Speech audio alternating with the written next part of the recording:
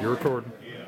Hi, I'm Roy Moore with the Scout Patch Auction. We're at the Pittsburgh Traderie, and I'm joined by John Ortt, who had his Caldwell pin collection. We don't normally see this, and it's one of the best collections we've seen in years, and so we'd like to share it with you. So, John, thank you for sharing with us. Okay, Roy. Okay, tell me a little bit about the history. Share with people who aren't familiar with this on what Caldwell pins are.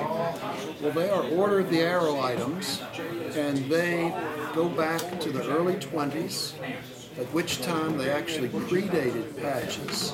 And then, through the years, they coexisted at the same time with patches. Okay. And eventually, patches became so popular, and people wanted them more and traded them more. The patches eventually put these pins, you might say, essentially out of business.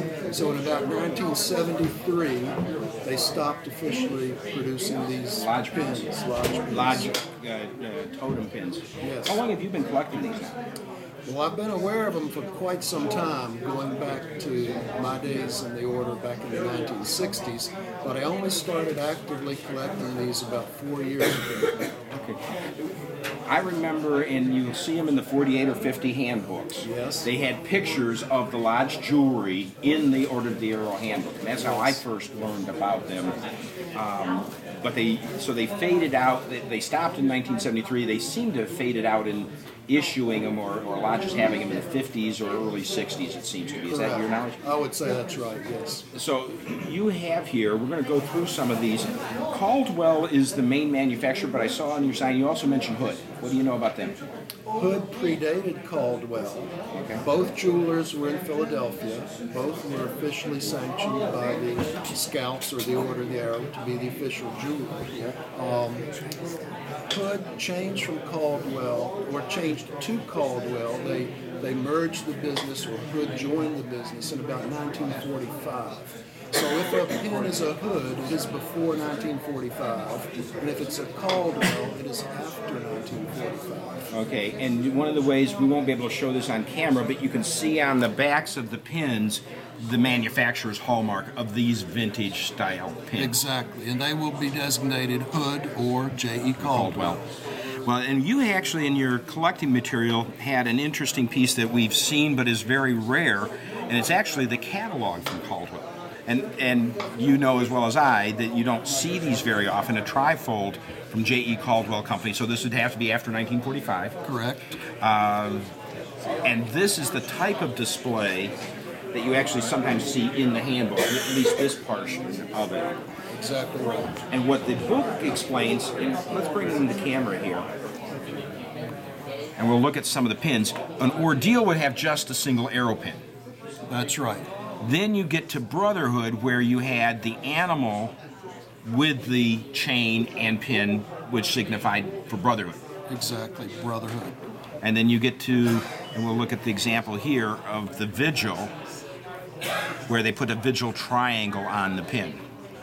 Now, you've got examples here of gold versus silver. What if you found lodges could order whatever they wanted, or have you talked with anybody who actually ordered and had one of these?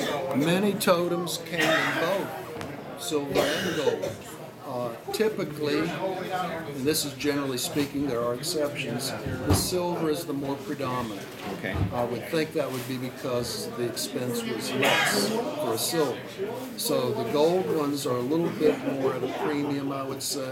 And of course the Vigils compared to the Brotherhood are at a definite premium also. It's a whole, I collect some Vigil and have some Vigil totem pins.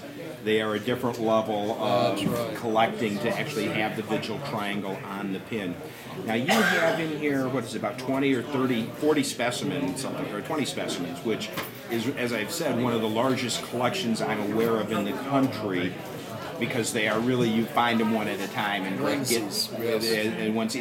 to get them when you can. Some lodges, and the totems could be shared by different lodges, but some of them you can look at the totem and say, this was Wagyan Lodge 6, this is Unami Lodge 1, Delmont 43, but other lodges may have had a squirrel totem or may have had a flying bird totem, and it could have applied to several different lodges. Very good point. They were generic totems and those were used by more than one lodge. And frequently, when you get a pin, you don't know what lodge it's from. Right. You only know what the pin says on its front and on its reverse, and you have to infer the lodge. Or sometimes you have documentation from the person that you can pin it down better. That you can say that this lodge came, or this pin came from this lodge, but it doesn't mean it wasn't also used elsewhere. That is right. That you could see the same set of pins. We have found when handling estates that the boy jewelry may not be with the patches.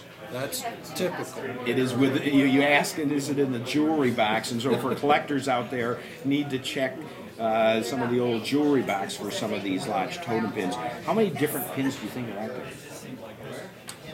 I think there's somewhere between 280 and 300 different pins. Now, when I say pins, I'm talking about varieties of gold and silver and Brotherhood. If you were to talk about actual different totems, it would be less than that. And if you were to talk about how many different lodges made them, that is the $64,000 question, because nobody knows that. Well, that's one of the fun areas and challenging. We don't even know what we don't know. That's we right. don't know where these have been issued. You also have in here some of the interesting ones where they did put the lodge number on it, Lodge 7 here, but also I see you got Lodge 411. That has It's one of the right? few lodges that put the number on here, and then you've got, which I've associated with Lodge 218, where it's got right. enameling in, That's right. but it is a vintage pin from the 40s or 50s, but it's got green enamel added Some to of the them pin. had cloisonne. That's Cloisonne, right. But very few. very few. Most of them are cast metal. And one of the reasons they're scarce is they were expensive even at the time they were issued.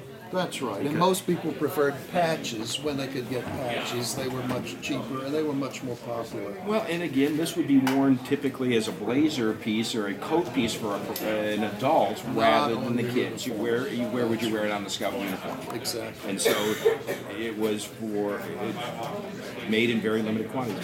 John, I appreciate you sharing this with us, to bring your display here and to give us a little bit of education, and you're always looking for more if you can find them, right? Of course. Thanks, Thank John. you, Roy. Thank you Appreciate very it. much. And that's with the Pittsburgh Traderie.